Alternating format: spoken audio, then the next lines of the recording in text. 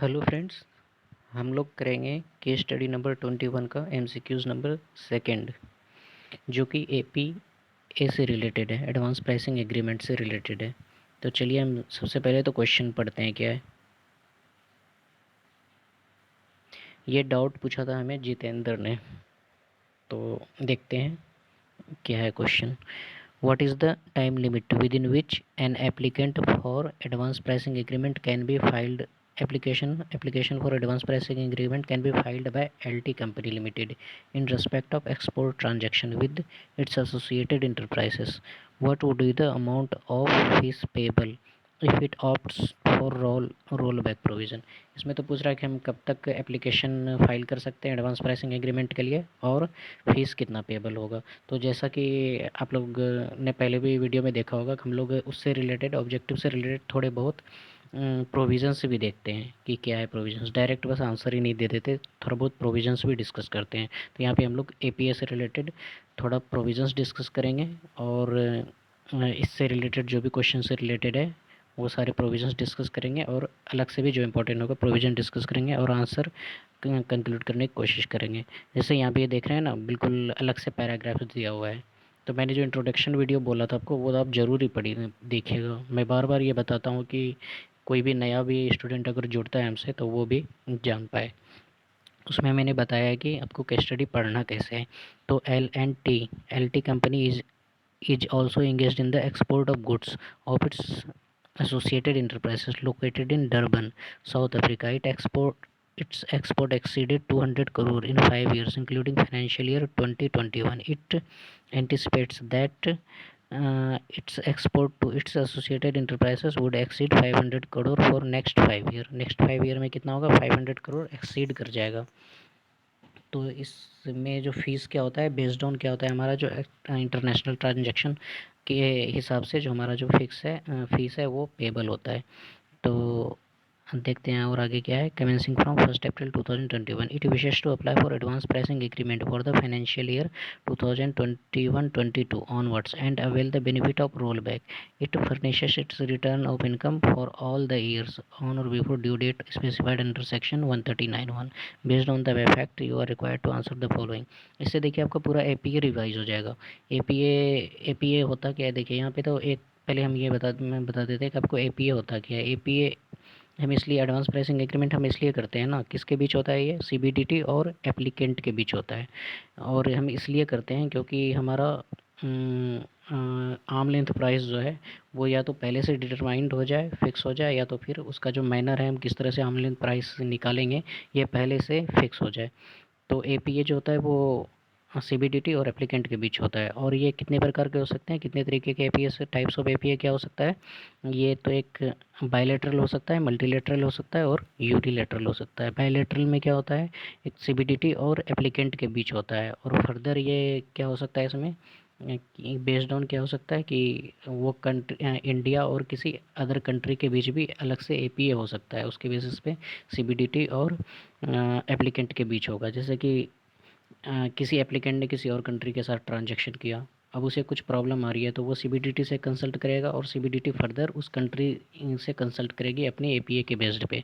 और फिर आगे ये तो बायलैटरल हो गया। और मल्टीलैटरल में क्या होता है, सीबीडीटी और एप्लीकेंट के बीच होता है। और फर्दर क्या होता है, सीबीडीटी और बहुत से कंट्रीज़ के बीच में भी एपीए होता है। जैसे कोई प्रॉब्लम होता है तो पहले एप्लीकेंट सीबीडीटी को कंसल्ट करेगा, फिर उसके बेसिस पे सीबीडीटी अलग अलग कंट्री से कंसल्ट करेगी जो भी प्रॉब्लम होगा उसका सॉल्यूशन निकालने के लिए। और यूनिलैटरल में क्या होता है, सिंपली सीबीडीटी और एप्लीकेंट के बीच में होता है जो भी एग्रीमेंट होता है। तो इसमें क्या होता है, इसके लिए कंडीशन क्या होता है कि हमें सारे जो इनकम टैक्स रिटर्न है वो ड्यू डेट से पहले पहले फाइल हो जाने चाहिए। इसलिए यहाँ पे दिया है, कुछ फालतू में नहीं लिखा है। It furnishes its return of income for all the years और ऑन और before the due date of specified under section इतना, ठीक है। तो अब हम आते हैं कि एपीए हम फाइल कब तक कर सकते हैं, एप्लीकेशन हम एपीए का कब तक, यहाँ जो क्वेश्चन में पूछा है कि एपीए यहाँ पे फाइल कब तक कर सकता है एलएनटी कंपनी, तो इनको कब चाहिए एपीए? 2021-22 फाइनेंशियल ईयर के लिए चाहिए। तो इन केस ऑफ अगर वन टाइम ट्रांजेक्शन है तो बिफोर ट्रांजैक्शन के पहले हमें एपीए फाइल करना पड़ेगा। और अगर रिकरिंग ट्रांजैक्शन है तो first day of financial year के पहले हमें करना पड़ेगा फाइल। तो यहाँ पे first day of financial year क्या होगा, 1 अप्रैल 2021, तो उसके पहले हमें करना है, तो यानी कि 31 मार्च 2021 तक हमें करना पड़ेगा एप्लीकेशन फाइल। यहाँ पे देखिए आंसर है कोई ऑन और बिफोर 31 मार्च 2021, 22, 23 ऑन और बिफोर, यानी हमको बी और डी में से कोई चूज़ करना है। ये दोनों तो हम, एक आंसर आ गया 25 लाख, 20 लाख में से अब कोई फ़ीस का अमाउंट होगा होगा तो फ़ीस क्या होता है, फ़ीस फर्दर क्या है कि यहाँ पे कितना देखते हैं। यहाँ पे फ़ीस के लिए आप ये देख लीजिए, आप इसका स्क्रीनशॉट ले सकते हैं। अगर अमाउंट ऑफ इंटरनेशनल ट्रांजैक्शन क्या है, amount exceeds 100 crore, exceeds 200 crore, amount exceeds 200, amount not exceeding 200 crore, amount exceeding 200 crore. यहाँ पे क्या हो रहा है, अमाउंट एक्सीड कर रहा है 200 करोड़ से, कितना है कि यहाँ पे क्या लगा रहे हैं कि 500 करोड़ एक्सीड हो जाएगा 5 साल में, आने वाले 5 साल में। तो यहाँ पे क्या है, एक्सीडिंग 200 करोड़ रुपीज़ है, तो इसका क्या हो जाएगा, 20 लाख रुपीज़ हो जाएगा। फीस क्या हो जाएगा, 20 लाख रुपीज़ हमें पे करना पड़ेगा। और फर्दर क्या है कि इसका तो आप स्क्रीनशॉट ले ही लीजिएगा, स्क्रीनशॉट ले लीजिएगा।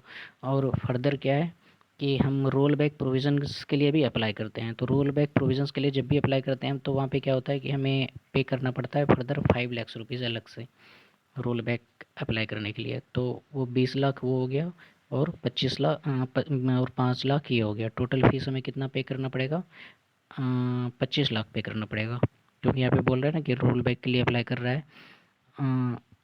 देखिए क्या बोल रहा है, it wishes to apply for advance pricing agreement for the financial year 2021-22 onwards and avail the benefit of roll back.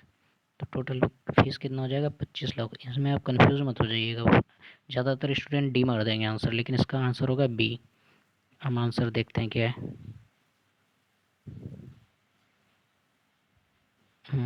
B है, सेकंड का बी आंसर है, तो ये हो गया। तो उम्मीद है आपका डाउट क्लियर हो गया होगा। तो और इसमें जो इम्पोर्टेंट है, ये आपको इम्पोर्टेंट रखना है, इसका डेफिनेशन क्या है कि एपीए का डेफिनेशन क्या है, कि किसके किसके बीच एपीए होता है, ये डिफाइन करना है आपको अच्छे से, अगर एग्जाम में आ गया तो। और टाइप्स ऑफ एपीए भी आपको याद रखना है, क्या होता है, बायलैटरल, मल्टीलैटरल और यूनिलैटरल, और फीस वगैरह क्या पे करने हैं, और कब तक हम एप्लीकेशन फाइल कर सकते हैं। ये तो मेन, ये पूरा आपको एपीए कंप्लीट हो जाता है इतने में। क्या क्या डेफिनेशन याद रखना है, टाइप्स ऑफ एपीए याद रखना है, फीस कितना पे कर सकते हैं, और रोल बैक प्रोविज़न भी, रोल बैक प्रोविज़न्स क्या है, कब ले सकते हैं, कितने साल का, हम 4 साल का ले सकते हैं, या कितने उसमें से 1 साल का हम चूज़ कर सकते हैं। ऐसा ऐसा है कि क्या है, लेकिन वहाँ पे होता है हमें चूज़ नहीं कर सकते, पूरा का पूरा 4 साल का लेना पड़ेगा। और ये आप पढ़ लीजिएगा अलग से, ऑब्जेक्टिव में मैं इतना डिटेल में नहीं बताऊँगा आपको। तो ठीक है, तो जब मैं सब्जेक्टिव में इस पे अलग से बनाऊँगा कोई वीडियो, तो उसमें अच्छे से आपको डिटेल में पूरा बता दूँगा। Okay, thanks for watching the video.